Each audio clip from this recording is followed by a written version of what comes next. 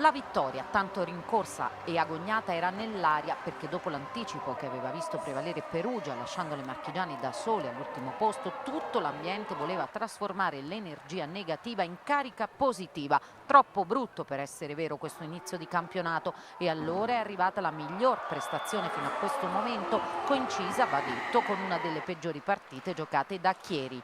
In questi casi si sa, è difficile dire dove cominciano i tuoi meriti e finiscono quelli degli avversari. C'è però la statistica che un po' aiuta. La partenza della Lardini e fulminea, e Angelina, da ex di turno, fa subito vedere che per il muro avversario sarà una giornata difficilissima. A lei si affiancano Nicoletti e Partenio, braccia e testa da paura. Chieri è quasi irriconoscibile, colleziona errori e passaggi a vuoto che faranno arrabbiare non poco coach Bregoli, costringendolo ad una girandola di cambi comunque azzeccati. Dopo un'ora di gioco Filottrano è incredibilmente avanti 2-7-0 e Chieri, che ha regalato tanto senza mai trovare un suo gioco, rischia di soccombere inesorabilmente. Anche il terzo set inizia bene per le padrone di casa, che arrivano a gestire un vantaggio massimo anche di 5 punti, 16-11.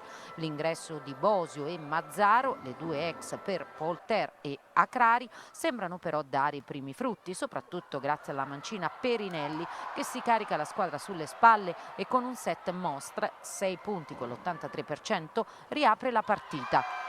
Si riparte dal 2-1 con la Lardini in difficoltà, messa sotto pressione da un avversario che ci crede nonostante la serataccia di Grobelna, in continuo via vai dalla panchina per una Meyers troppo altalenante. Filottrano parte bene anche nel quarto set, 8-3, ma Chieri, con gli attacchi in banda di Guerra e Perinelli, 30 punti in due, non molla. Lo spettacolo non manca, difese incredibili, muri e battute fanno sussultare il pubblico di Iesi in più di un'occasione. Il finale è da brivido. Chieri recupera e va avanti fino al 21-19. La Lardini non ci sta con Angelina e Nicoletti e continua a farsi sentire a muro in battuta. I due coach se la giocano anche con i time out e i video check. Sulla prima palla match saranno proprio le telecamere a strozzare l'urlo in gola di tutto l'ambiente per la chiamata di invasione sulla palla schiacciata di prima intenzione dall'audace Nia Grant.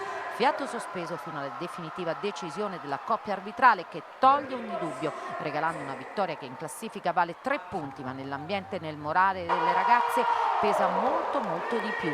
Più dei 23 punti di Nicoletti, dei 21 di Angelina, MVP, e dei 18 di Partenio, per non parlare dei 10, tra i quali l'ultimo decisivo di Nia Grant.